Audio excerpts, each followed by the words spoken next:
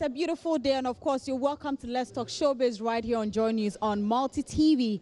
As much as it's exciting, in fact, today there was something that happened at the Golden Tulip Hotel, and it was all about Stone Boy meeting the media. It was an opportunity to actually address his upcoming tours in the US, Canada, and of course the UK, and also an upcoming, shop he's actually opening for fans, where proceeds will be given to, the less privileged and all of that. So, in fact, it was a long one. Lots of questions were asked, but it wasn't all that was asked. So after that, I had the opportunity to catch up with Stone Boy to talk more about a lot of things. Now, do you remember that prior to the incident at the VGMA, Stone Boy actually had a deal with Samsung? Now, after that, what actually happened to that deal? How did Stone Boy feel after the incident at the VGMA as a person, not an artist? His family, how did they react to all of that? Stone Boy spoke about all of this and more, and also Multimedia at 25. Yes, Stone Boy also spoke about that. This and many more. This is an exclusive interview with Stone Boy right here on Let's Talk Showbiz. Just stay on.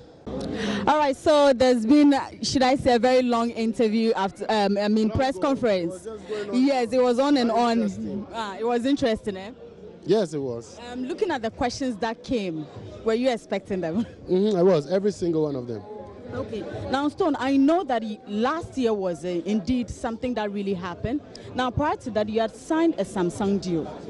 I remember, and after, what happened? We didn't hear anything. I was expecting that question. Yes. So what actually? Yeah. What actually happened? After the whole VGMA brawl, I came to also say that the legal team and everybody sat down, and the contract had to be brought to a halt because of all these things, and some other companies what did they say? I can't say regulations, as to how they want to keep their brand, but nonetheless, that was well respected, and so we moved on from there because it was not like it's an intentional move to breach anything. So that was calmly handled. We are still very tight as teams with Samsung, but that particular 1 year deal was like of an ambassadorial deal, has been long put on hold. So it stands at the same. Yeah. Now, Stone Boy, tell me, with everything that happened, how did it affect you as a person? Because I know from last year, going to court, you are human. You have emotions. How did it affect you as a person? Last year was one of my toughest years, man. It brought the best out, the best out of me, and it taught me a lot as well. As a man, I'm happy to actually be alive. You see, to experience all these things, as a man. And unfortunately, not every man is going to be able to be at levels like this, to experience these things, to even know how it feels like. They might only probably hear about it. So 2019, I tell you on God, is a year that every and any minor thing that I've known as in part of the essential happening of life has happened to me. And I actually weaved out of it neatly, still maintaining composure and still weathering it and using that experience to be who I am right now and will forever be. And you have a family. You had your family. Your wife has a family. How did they take it? Yes. Like I'm a man. They say, the man stands right in front of a tour. It's a so and then you have to be there and shield them. So the way I withstood the situation actually helped in how they will also receive it. So I think my wife, my 2 kids, they are children, but the families, the fan base, the loyal ones, and those who are close to me actually helped, to vibe. And I think that it's good to have a number of well-wishers, even from afar. These people might send you a message or talk to you on phone. It does help a lot. So I think that everybody should actually try to, as much as, be open or look up to people who are leading exemplary lives, because it's not even easy to stay at that. So they have a lot to share with us. Yeah. Right. Right. I know last year, for instance, you had some tours to also do. For instance, the UK, you cancelled it. We heard about issues to do with your leg. Later, people came out and said that it was all a lie because you were not getting the numbers. That was why you cancelled it, to the extent that even you had a second surgery at that point in time. We didn't really know much about it. And even after that, organizer of Ghana Music Awards UK did say that you do not have the following in the UK, unlike your brother Shatta Wale out there. What do you have to say to that? Thank you. There are so many things are happening. A lot will happen because they have to. Some will be orchestrated by personal reasons. Many people are doing a lot of things for their interest, and you can't stop it. So we only pray that, to our defense, we keep pushing to make it work. Because at the end of the day, the end justifies the means, and the truth is the truth. Here lies the case. When I called off the UK tour somewhere last year, or maybe more, now you have 3 cities lined proper.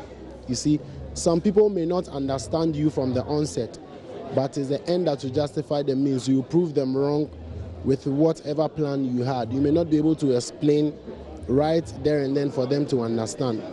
But at the end of the day, when the fruit ripes, then we realize what the intention really was. So me, I'm not hurt by what somebody thinks as an opinion, just because I know what it is for a fact. So you see, your leg too, you had the surgery. Are you okay? Yes. You see, like I said, I have like a prosthesis, like an implant. The whole knee is like artificial. I did a total knee replacement. Ghana has seen the story from day, and so as cool and going as you guys see me, I actually have to be continually taking good care of my health and my knee. So there are a lot of times that I've been in and out of hospital, checkup and all, to just make sure I'm fit, that people wouldn't hear about, But until the unfortunate incidents, and a lot of people have things to say about one thing, but most of it is not the truth, so you just ignore.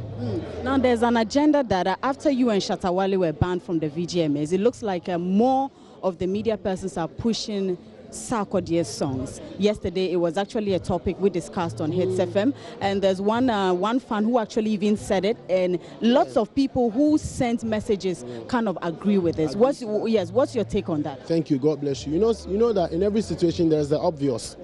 What you're telling me is the obvious. So sometimes the obvious may sometimes not be the truth in certain situations, but it may not be absolute lie either. Because behind the scenes, you can't really tell if there are some people who have ganged up to say, media, let's go circle the agenda because this too. But how would you feel if you heard the organizer of VGMA ask the industry to grow beyond Shatta and Stonebwoy after having banned the two of us? These two things, asking people to grow beyond us is actually a call for... It's a negative call, more than even banning us. It's your own private award. If you ban us, we accept to your rules and everything. But if you're furthering on to ask the masses to grow beyond the two of us, that's like you're taking music out of our mouths. You would have even loved to take that music from the fans' head so that they don't remember us no more. But guess what? Music is powerful. Ghana music is older than VGMA.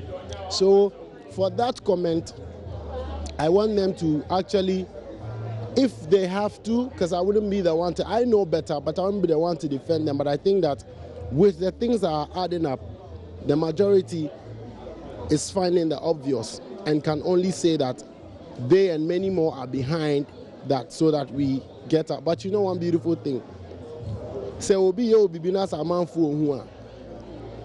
already in the lead because the majority is seeing what is going on, so they're not going to allow that to happen because they are also judges to the situation.